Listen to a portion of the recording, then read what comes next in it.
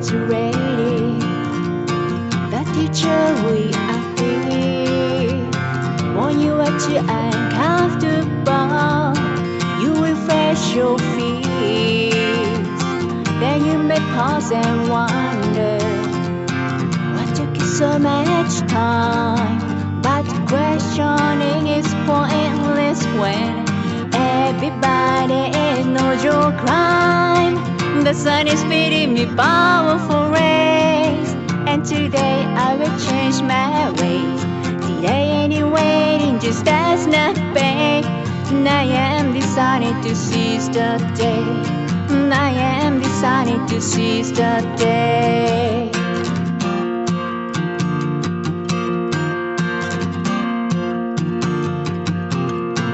I'm so grateful that I have the chance to look over my lessons and change my circumstance. The greatest gift you receive is the task to improve yourself. Graduation from your past is the greatest source of wealth. Oh man, monkeys.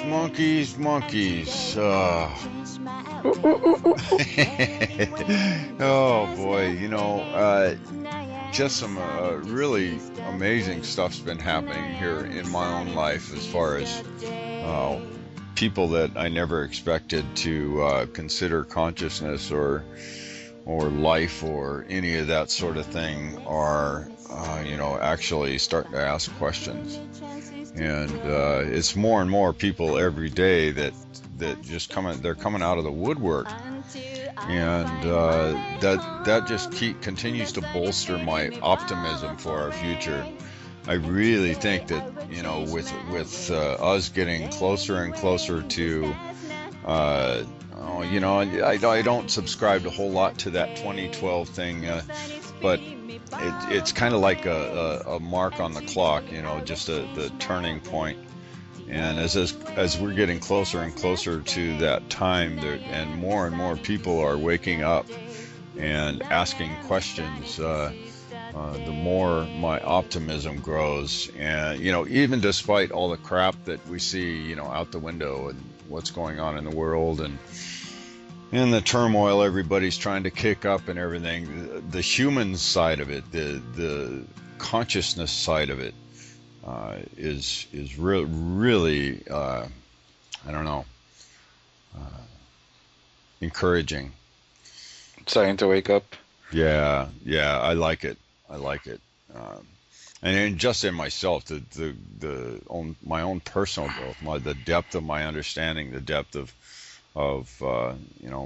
my own personal connections with life and my understanding of how all this is working is growing by leaps and bounds, and that in itself excites the hell out of me.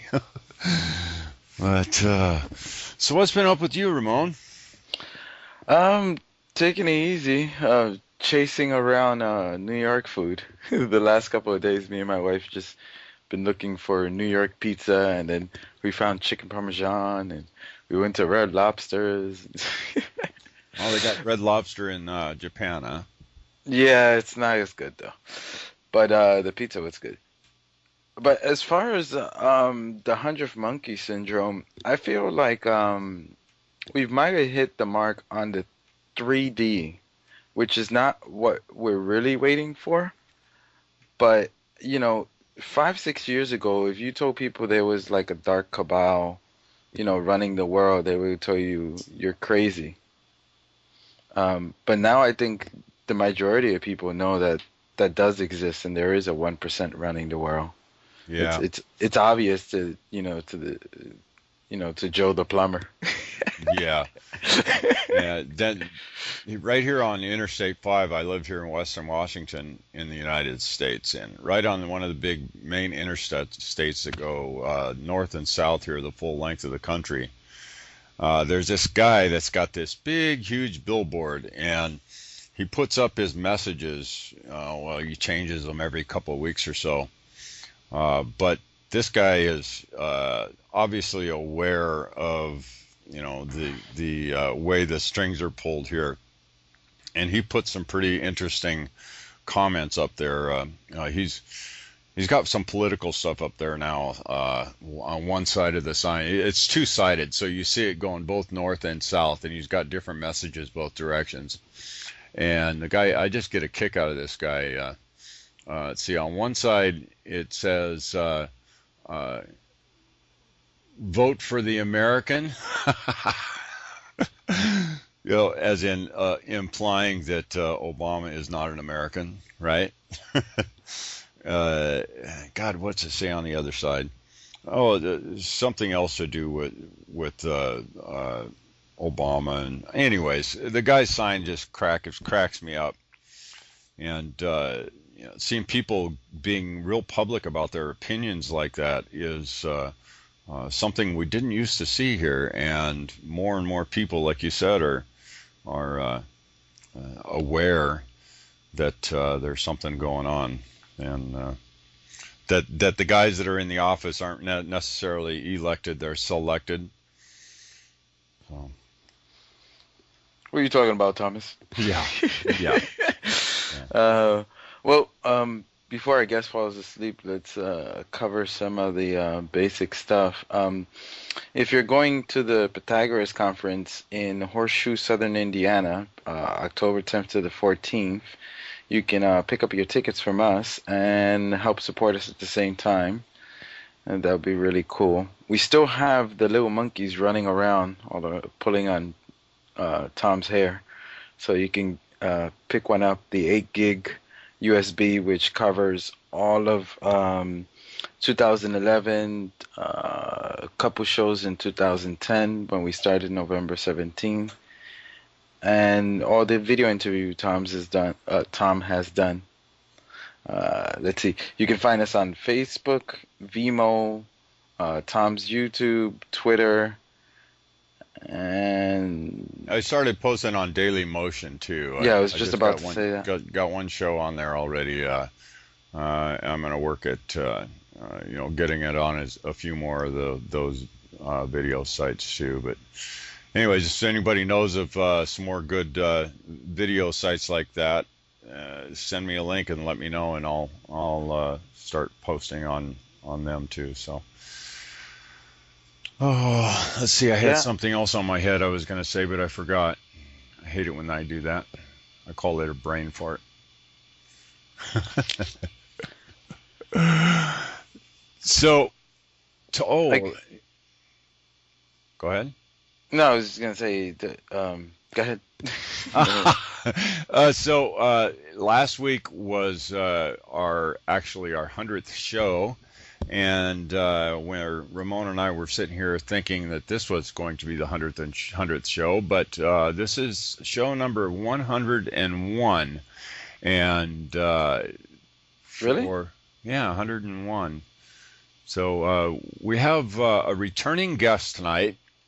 And I'm sure that all of our listeners are quite familiar with Santos Bonacci. He's been really breaking some new ground, or actually bringing up some old ground, I think, more in the lines of some of the ancient and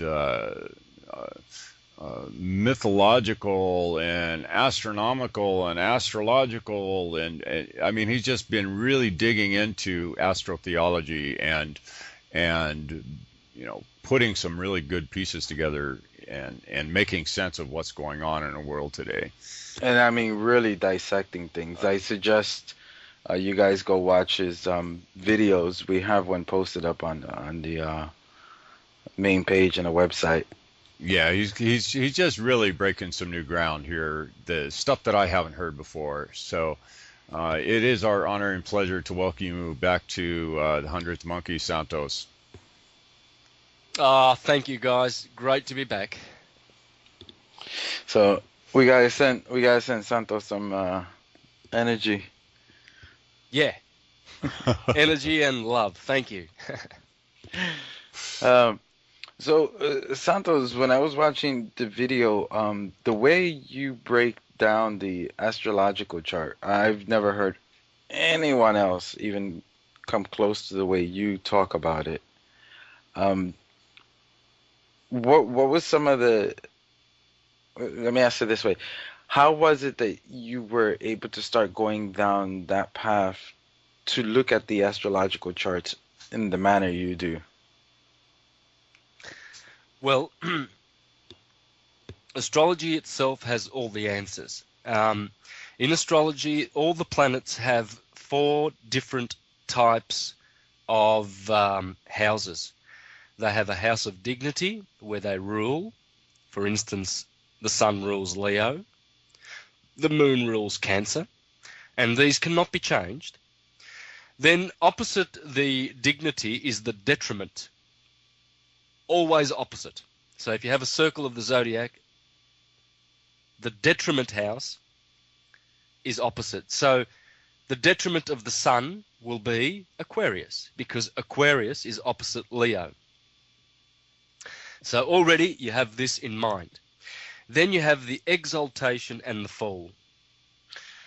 The exaltation of the sun is in Aries, and the fall of the sun is opposite that in Libra.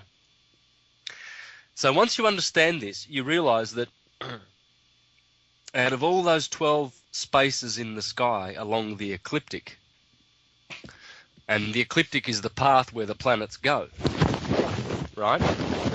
They're always there. They never wander off and head off towards the northern stars, where Polaris is.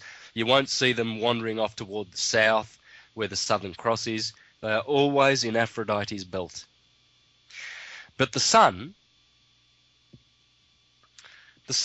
has its dignity in Leo, obviously, because Leo is fixed fire.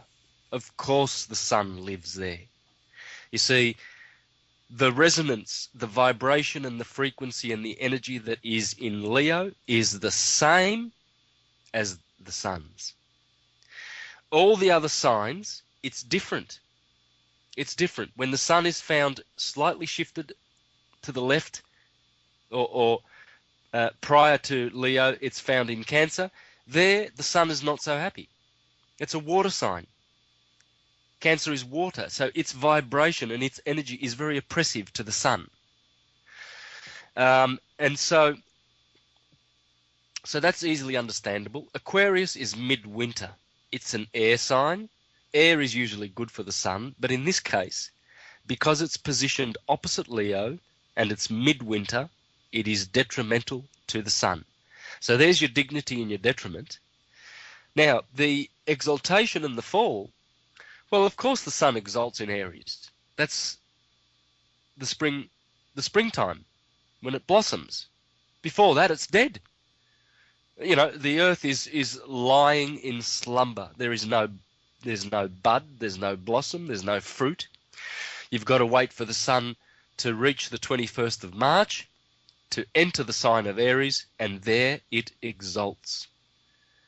Because now the days are longer and the nights are shorter, whereas before, on the 20th of March, the night was slightly longer and the day was slightly shorter. On the 21st of March, equilibrium, 12 hours of both, night and day.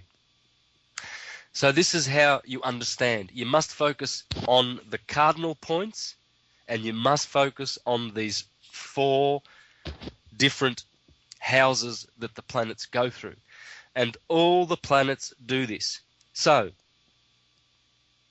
if you've got a chart and Leo is where your sun is, you were born in August, for instance. Today is still Leo, the 21st of August. Anyone born today is born under the sign of Leo. Very good. That's a very good thing, because that's where the sun is happiest. Also, it is happy in Aries. I'm Arian, and the sun was in the 1st degrees of Aries, the 2nd degree of Aries when I was born. So it just crossed the 21st of March. I was born on the 24th.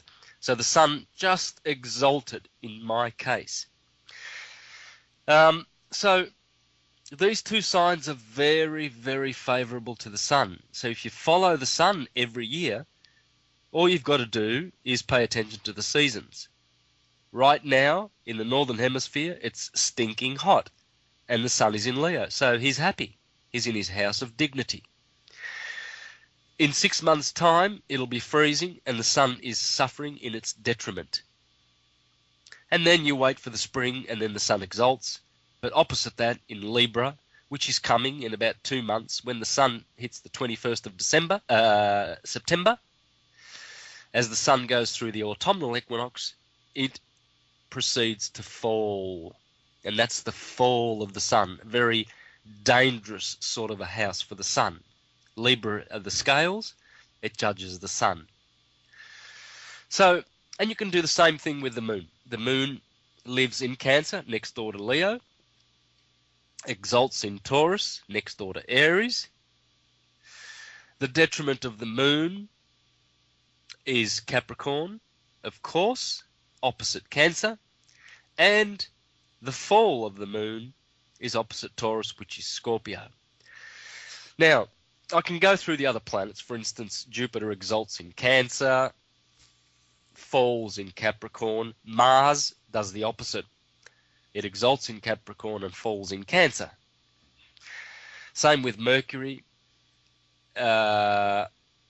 Jupiter. I've mentioned Jupiter. Venus exalts in Pisces, lives in Taurus and Virgo. So why I'm saying this, we can just concentrate on the sun if you like. But what I'm saying this for is that the sun is waxing and waning. It gets brighter and then it gets dimmer. And it gets brighter and it gets dimmer. And it has these 4 measurable points where you can call those points detriment, dignity, exaltation, and fall. Right. And as you see these cycles waxing and waning, and you know that the planets are doing the same thing, when you see them all together in one's chart, you can see whether the planets are happy, whether they're exalting, whether they are in the house of their dignities, whether there are any bad aspects like squares and oppositions, etc., or good aspects. I can explain those later, what they are. But as you look at someone's chart, you can see if some of those planets are suffering. For instance, if Mars is in Cancer, well, that's his fall. See, Mars is hot and dry. Cancer is cold and wet. Hot and dry, cold and wet. What are they? Well, they are also, that's the next thing you need to understand about astrology. The first thing I would say is to understand dignity, detriment, exaltation, fall. Then I would go to the humours. Now, if you know about Indian Ayurvedic medicine, you will know that they have Pitta, Vata. They have 3 humours, you see. And they've got sub-humours. But in astrology, there are 4 humours. 2 are active, 2 are passive. So hot and cold, they are active humours. Each planet has one of those. Dry and moist, they are passive humours. Each planet has one of those. So the sun, obviously, is hot and dry. It can't be cold and moist. That's the moon next door. So the vibration of the sun as it goes around is what the sun does is it's a positive, vital, life-giving energy, hot and dry. Obviously, I mean, when the sun turns up in spring, all the blossoms, all the fruits grow. So you can see what the sun's doing. It's pretty obvious. It's not hard to, you'd be pretty dumb if you denied that the sun was influencing us at all. You'd be pretty dumb. That's why when people outrightly condemn astrology because it's from the devil, I mean, what a time to run away, because they're as dumb as, well, I won't say, but they are very dumb. So Santos, what were you going to say? Santos, I kind of have a question that I've thought about a few times, and I fully understand your explanation there, and I agree with it, being born in the northern hemisphere, but southern hemisphere, I'm wondering why all astrology was focused on, and I'm assuming that this is because it was mainly developed in the northern hemisphere. primarily, but it it seems to be backwards for the southern hemisphere. So would this just popped into my head? Would people born in, say, the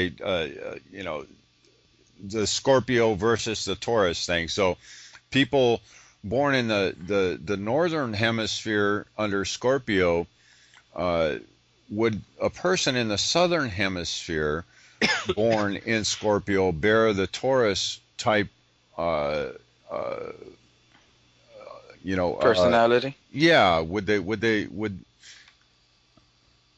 Yeah. No.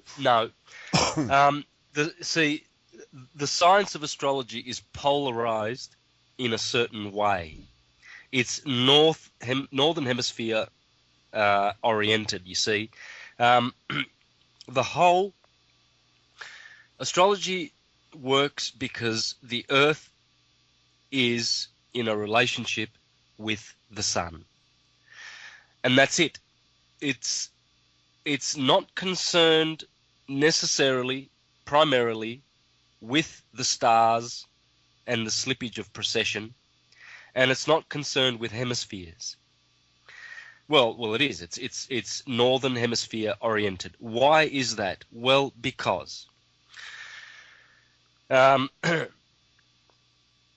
you start in Aries is in your head. Taurus is in your head. The third sign, Gemini, is your two arms, the twins. Cancer is your chest, Leo is the heart, Virgo is the belly, Libra is the kidneys, Scorpio is the generative area, Sagittarius, the upper thighs or hips. Hips is short for hippo. Hippo is a horse.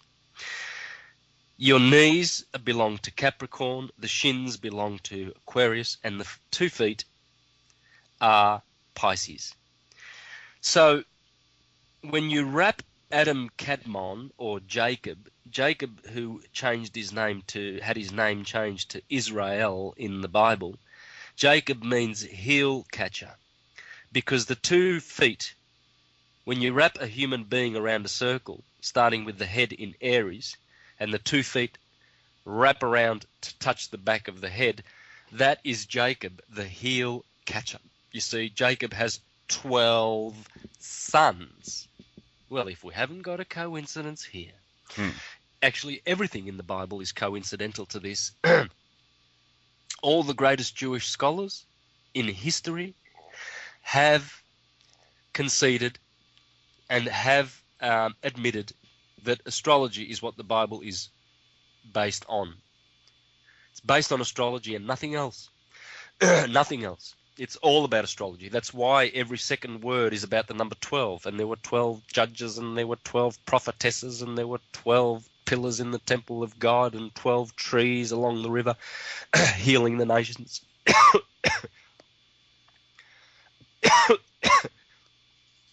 Excuse me. I'll get a drink.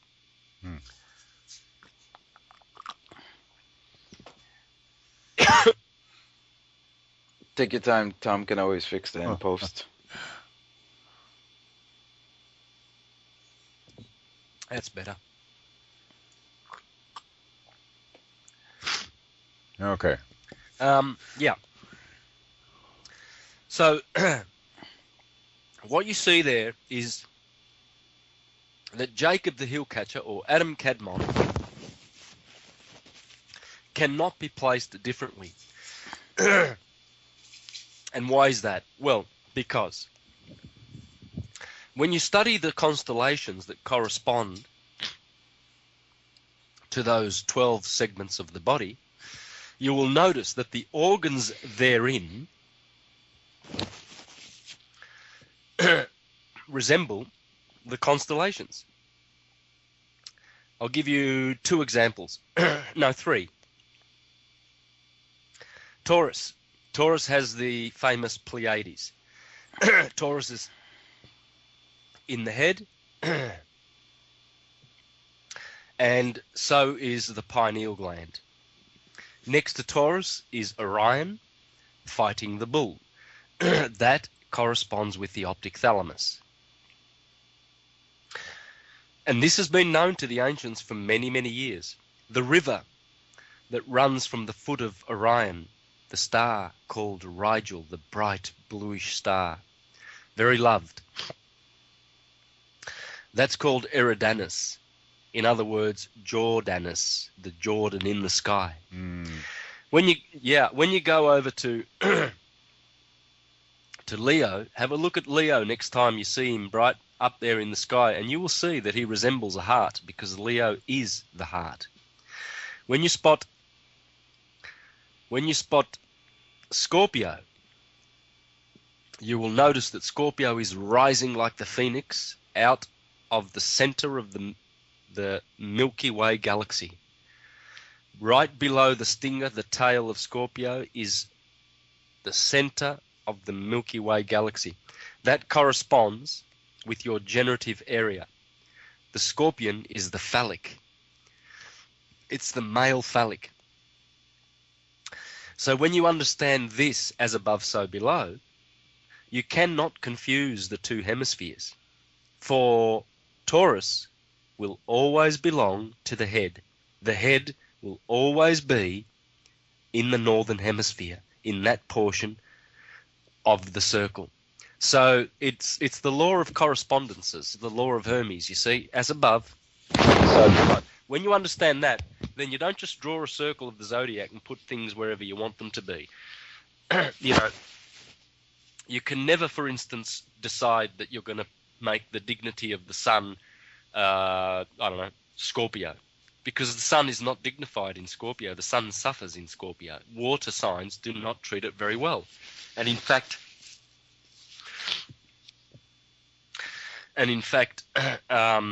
that's the reason why, if the sun is afflicted in Scorpio, there are some squares or oppositions to the sun, Scorpio people will have their diseases. Wherever the sun finds itself, in whatever degree it finds itself, there are 360 degrees, 365 days, roughly corresponding to each other. As the sun progresses, degree by degree, it changes the nature of its vibration and its angle. Angle means angel, anagram for angel. So in our birth charts, we have good angels and bad angels. You see, churchgoers, they know a lot about astrology without knowing anything about it at all. For instance, when you go to church, I used to go to church when I was a Jehovah's Witness. You go over and talk to brother Tom, you know. Hey, Brother Tom, how has your week been? Oh, Brother Santos, I've been persecuted by the devil in the last couple of days. Temptations. I've had so much, my car broke down, and then Satan attacked my wife, and she growled at me, and then Satan's causing my children to misbehave. Oh, he's such, you know, what they're actually telling you is that some of the bad aspects in their chart are turning up at that time. It might be May the 2nd. You know, you might have a bad aspect in your chart at May the 2nd. So you might want to pencil that in your calendar and wait for that period. And a week before, you might want to do a, you know, check the chart and see what sort of planets are going to be around, touching on that point. Because if there's a planet like Saturn, badly aspected, and he's transiting that point where you already have a bad point because of your birth chart, well, you are going to have some really bad vibrations, and they will manifest as accidents, unhappiness, depression, things going wrong, you know, bumping your head here and there, and all sorts of things. And here you are blaming, well, they're partially right, actually. They're blaming Satan, and most of the problems that happen in the chart are attributed to Saturn. So Saturn is Satan. So therefore they're right, but they're totally, totally wrong. You know? Right. You know, I've used astrology myself quite a bit, and it just never ceases to amaze me how accurate It is, especially for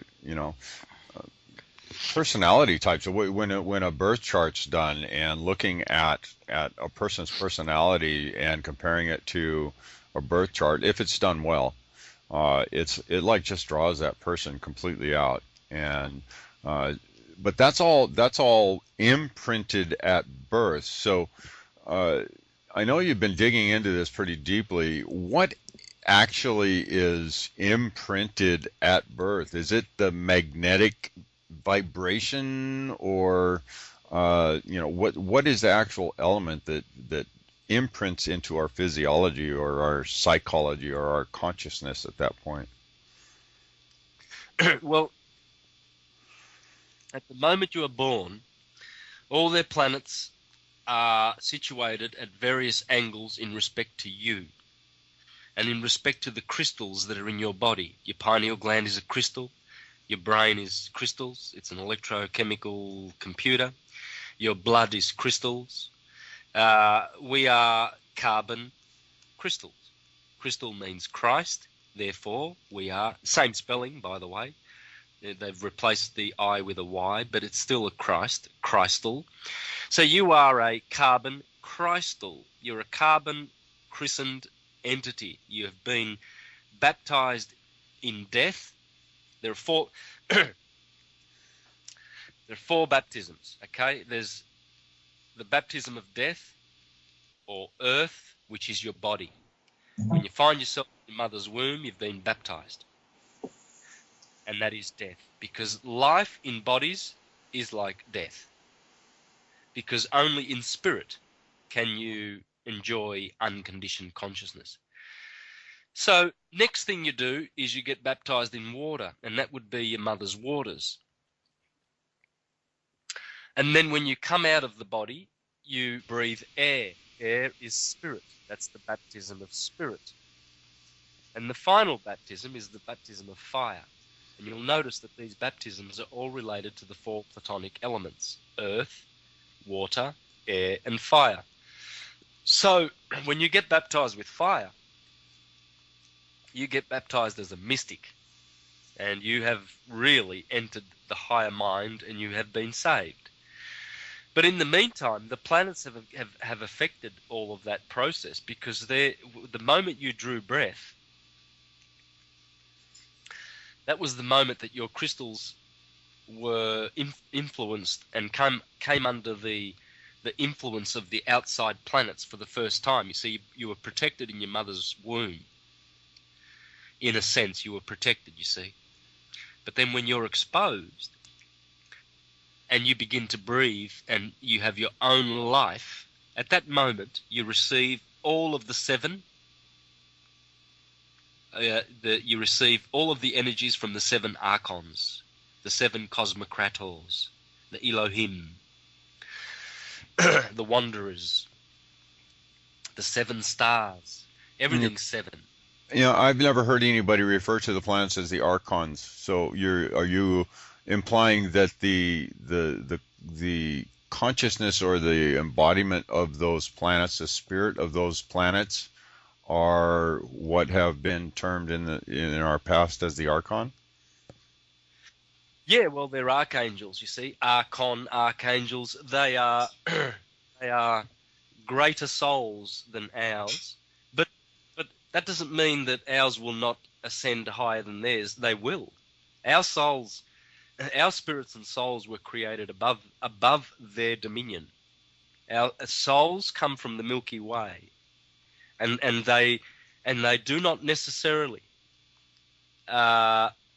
stay in solar systems for that long if they don't need to. And so our solar system has captured our souls. Or we were attracted to this solar system and we came here by choice. Either way, we came down here in one of two ways. Hermes in the Hermetica says there are two ways of incarnation. There's by choice and there is by punishment. Many souls have hated coming down to this place. Many. This is why you often talk to people who are just desperate to go home. There's nothing here for them. And the philosopher, the lover of wisdom, reaches that level where he wants to ascend beyond these planets, beyond the archons. The archons are great loving entities that will help us to ascend, but they're also tyrants. They're a bunch of thugs. You know, the sun is beautiful. I mean, I'm alive because of the sun, but one day, if I'm in the desert, there's no water, the sun will kill me in an instant. And so, respect personalities at all. You know, it doesn't necessarily, it's there, they are there for us. We can use those planets to ascend. They are there and our helpers. And they will always be there for us. And they are archangels in that they are groups of higher ascended souls that have, you know, joined together in one work. The sun is a conscious being made up of many, many souls, you see. It's not just this hydrogen thing, ball. This is ridiculous how, you know, institutions of the world, mainly run by the Jesuits and the Vatican, how they teach that everything's inanimate. The sun's just this fire thing and it's just there, and the moon's just this ball and it's just there. And these are our brothers and sisters. Sometimes they're good and sometimes they can be bad. Look at yourself. Look at me. I know that one day I'm a saint, the next day I'm a devil. You know, someone crosses my path on the freeway and I'm just cursing him like you wouldn't believe. Right? I want to see a good friend and I show him all the love in the world. Oh, how are you, friend? Love you, love you, love you. 10 minutes ago I just cursed this guy I don't even know. So they have, as we have, a lot to learn. We are all progressing. This is the advancement we make. But the sin, the only sin that exists, is the sin of resisting this advancement. Human beings that do not enter the higher mind will be punished by themselves. There's no God that's going to do it. They are doing it to themselves. For example, there's two brains in the head. There's three really, but let's focus on the two, the cerebellum and the cerebrum. The cerebrum is the higher brain, the superconsciousness, Aries. The cerebellum is the cerebellum, which corresponds to the bull, Taurus, and it's bullish. It's the lower brain, the subconscious. And bellum means war in Latin, because that brain is at war with the higher brain. Now, 90% of our brothers on this planet are stuck in the cerebellum. And they do make a golden image of a calf. They make a golden image of that brain. Love it. The left brain. Logic and reason. Oh, I believe, my opinion is, well, I was taught, this is what I think. I'm educated on PhD and pharmaceuticals are good treatments for you. That's what doctors will tell you. You go to a doctor for a cure, he gives you a treatment, right? Because he's educated to spew out lies for big pharma. So these are people that are doing harm to themselves and harm to the world and the universe in general by living in their lower brain. That lower brain is very stubborn, and it really believes that it knows everything. Until people discover the higher mind, there will never be peace on this earth. There will never be health on this earth, because these are educated people that watch the TV, and the TV says, oh, we've just done a test on McDonald's, Burger King and Kentucky Fried Chicken, and we've found the canola oils that they use, there's 98% polyunsaturated, and it's good for your health. And so these already have got arthritis, piles, dementia, obesity, diabetes. They hear that and they go, oh, I better go off to McDonald's and get me one of those triple cheeseburgers. You see, the education system is not the enlightenment system. There's enlightenment and there's education. When I was 14, 15, I realized that I didn't want any education. I was out of school. My son turns 15. He says, Dad, I'm out of school. I said, go for it. At first, I resisted. But then I let him do and my son he's no dumbass, you know, he's a Libra and he's got a great mind. He's quite genial in many ways. He's a musician and he can work out anything in the metaphysical subjects, anything. And he's 19. So, whereas kids that stay with their education and end up with a whole bunch of erroneous opinions are actually causing harm to themselves. And, you know, I mean, you go to a nat and you'd expect you'd have better... Hey, Santos, I hate to interrupt you here, but you're breaking up some, so... Yeah. Hello? Okay. Yeah. How's that? Oh, much. Sounds better. Yeah, because when you were talking, your voice would go low, then come back high again. Yeah. All right. Well, I hope that's good. I hope that's sorted that out. Thank you. Okay. Back. And we were talking about your son, and I'll let you proceed. Yeah. Tom, turn off your video. So my son left school just like me at 15, and he's enlightened. He's not educated, but he's enlightened. He's not ever had any immunizations. I've refused, of course, because I'm enlightened. An educated person will say, oh, vaccines are good for you because the doctors and the FDA tell you that you must, and it's good, and it's got mercury and thimerosal in it, and it's been produced in a laboratory.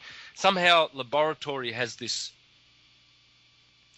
you know, educated people think that laboratories are these places where, you know, human beings that are greater than God are doing great work. I don't know. I mean, all those animals that they persecute and inject with pus and shit and venom, and just to find out how long it'll take for a mouse to die of cancer. Monkeys, you know, with injections and little things sticking out of them and everything. Those animals are... Overnight, they're sleeping in these cold laboratories, and then when the lights turn on in the morning and these evil scientists, these educated buffoons that come in and inject them with this new something that they're inventing, you know, to kill these animals deliberately so that they can test on animals. This is absolutely barbaric. This is crime that will never be forgiven in the universe. And you know, it's... Immunizations were developed in the laboratory. Anything that's developed in the laboratory is sus. Absolutely sus. In particular when it has to do with torturing animals. But this is the world we live in, you see, because all of these, our brothers, have decided that they're quite comfortable to live in the cerebellum, the lower brain. Yeah. They're quite comfortable to be what Hermes calls human beasts.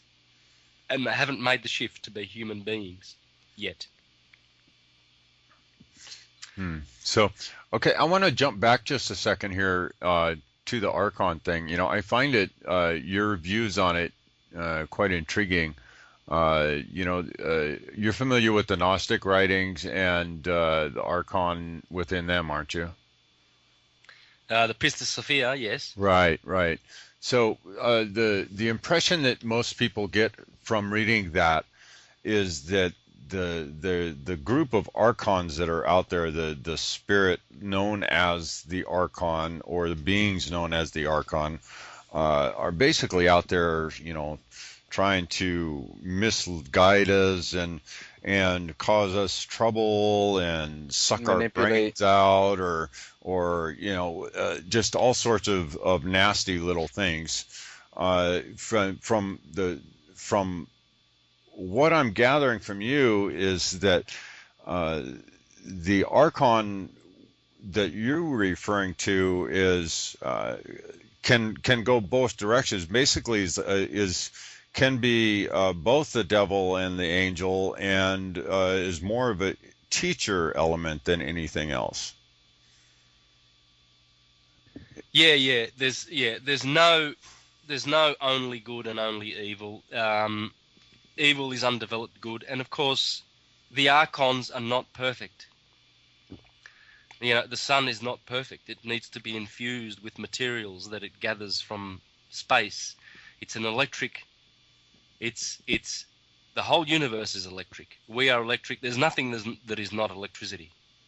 And the sun continues to burn, so to speak, because of the electricity that is infused from the plasma, from the Birkeland currents, and from the, you know, the central suns of the universe. It's getting its energy from without. It will never, necessarily, it will never burn out. It will always be able to live. But all of these material things that we see, they are all in transit. They're all, nothing is firmly established. Everything is motion. So sure, the archons are going to be devious and they're going to be great, you know. Unfortunately, for some people, they persistently end up bumping into the baddies. You know, I don't understand that. I never have. I've never, ever been troubled by these things that people call, I don't know what they call them, bad entities, psychic, control, demons and spirits and elementals and shit like that. I mean, if one keeps, the body is toxic because the mind is toxic. If the mind is clean, and if the mind is in the higher mind, and you know how to think, not what to think, then all of these disturbances won't befall you. They are there to befall the ones that are stubborn, that are resisting the way of the Lord, as the Bible says. Why are you continuing to resist me, says the Lord. By the way, the Lord is the cerebrum. It's not some Humpty Dumpty God, Uncle God in the sky that Christians pray to. That's a fiction. But the Bible is poetic, and the Bible speaks like this. It says, my children will perish for lack of knowledge. And look around, and you see it. I don't see auras, but I can see the vibrational state of each individual. I can see where the planets are in their body. I can see whether the planets are healthy or not, and I can see whether human beings are healthy or not. And I see 99.9% of human beings as very, very, very sick and toxic. They are absolutely polluted, disgustingly polluted, right down to the core. Everything about them, everything. It's poison everywhere. The air is poisoned. Everything's poisoned, and people are poisoned. They're not fresh. There's no freshness anymore. There's no juice in the bodies. They're dry and wrinkly. They have their head bowed down, and even when they're happy because they're walking around with their friends or drinking some cafe latte in some coffee shop, you can see the pain. I can see pain written all over them. They can smile and be cute and nice and friendly and everything like that, but some of these friendly people, you know, you see them one day, the next day you hear about them in the newspaper. They've jumped off a bridge because they committed suicide, you know. They might look happy, but I can tell you for sure that 99.9% of humanity are unhappy, absolutely unhappy. And then you come out with this wisdom and knowledge to help them. Oh, that's from the devil. While they're eating, while they're gobbling down a triple cheeseburger from McDonald's, which is full of toxins. So, you know, what do? Well, you just move on and live your own life and continue to progress. My days, every day that I live on this planet, I progress. I reach out, I reach up, I shift, I change, I improve, I advance, I develop, I evolve. I refuse to do anything other than that. You hit on a really good point here a minute ago about how those things just don't cross your path, and I've talked with several people here recently about this same exact thing, and how when you've learned something, and this is talking about working on the higher mind, when you've learned a lesson, when you've overcome a challenge, then that challenge no longer presents itself to you. It clears the path is cleared before you.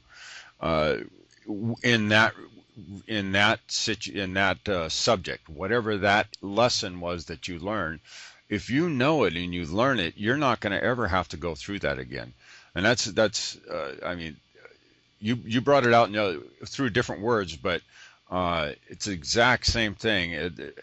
I know there's something about the path will be made clear for you, or something like that. I can't remember how that exactly goes, but I just that's one of the knowings that I have, is that as you are growing and as you are learning and as you are going through your experiences and your trials and your tribulations, and if you are going about it with the intent of learning and understanding from the higher mind, those challenges are swept out of your way once you grasp what they're all about.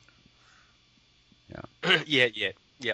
People in the lower mind, in the cerebellum, are constantly getting into trouble, in and out of trouble.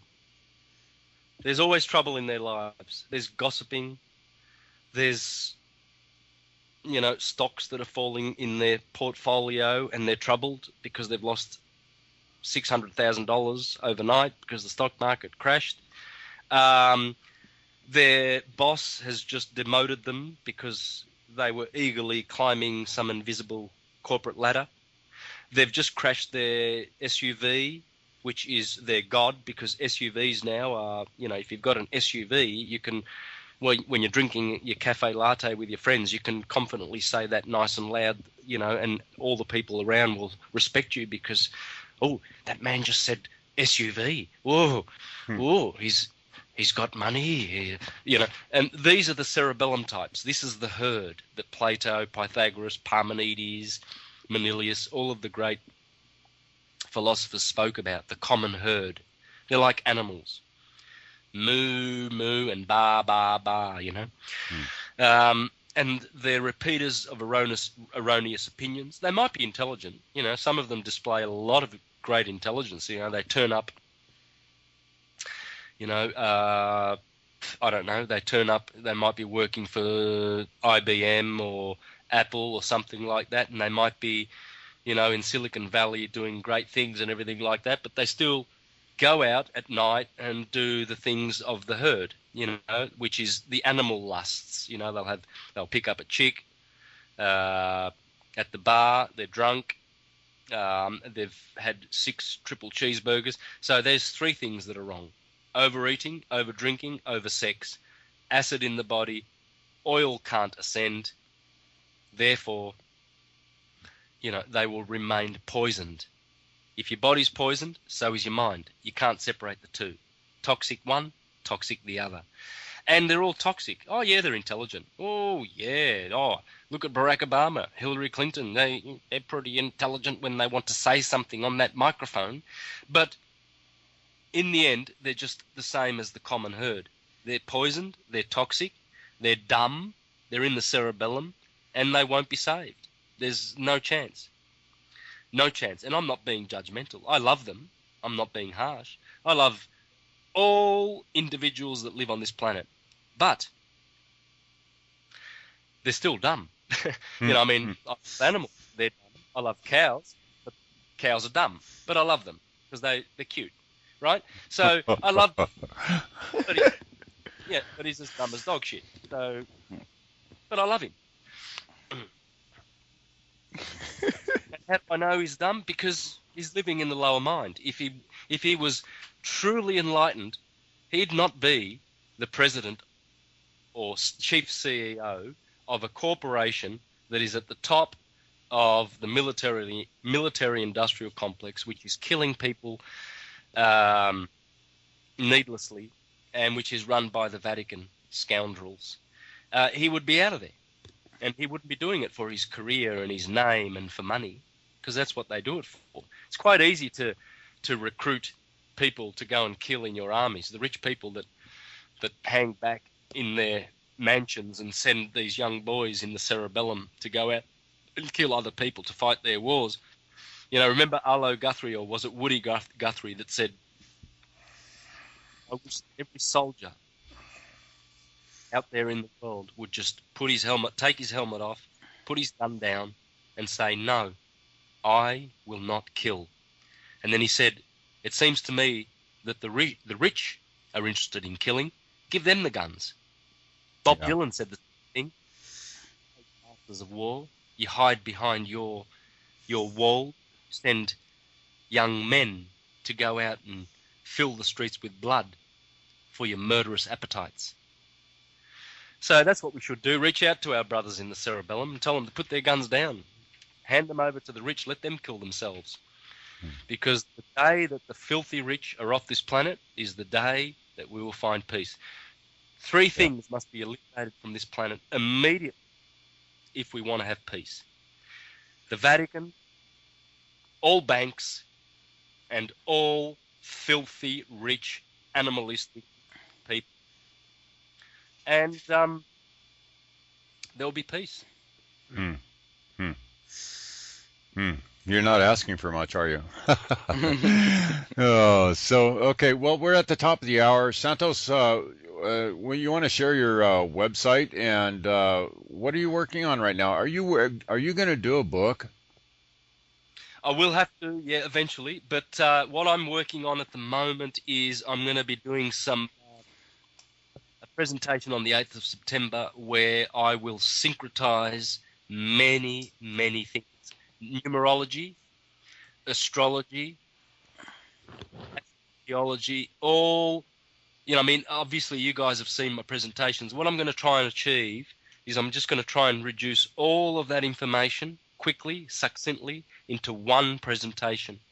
One presentation to represent all the other, one presentation to represent all the other presentations that I've done.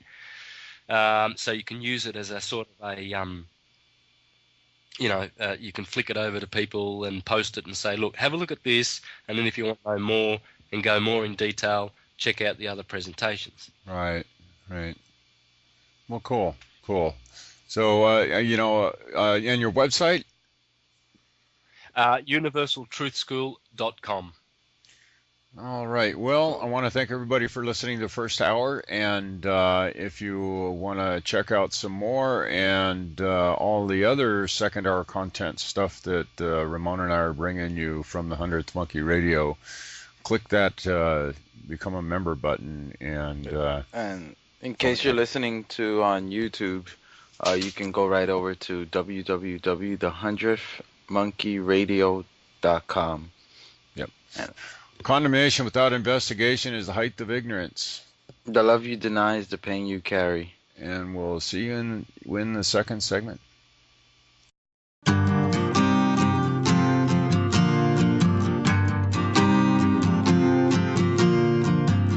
When the students are ready, the teacher will appear. When you are too uncomfortable, you will face your fears. Then you may pause and wonder, what took you so much time? But questioning is pointless when everybody knows your crime. The sun is feeding me powerful rays, and today I will change my ways. Delay any waiting just as nothing. I am decided to seize the day. I am decided to seize the day.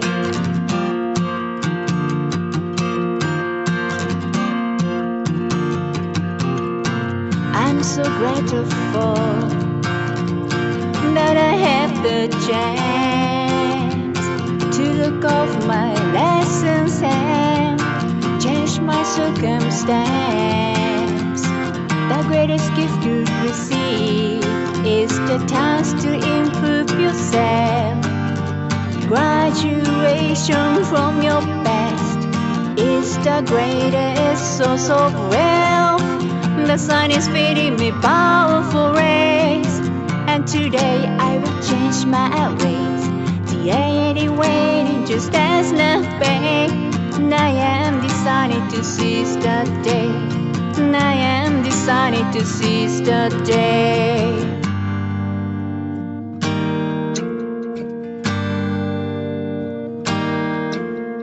Thank you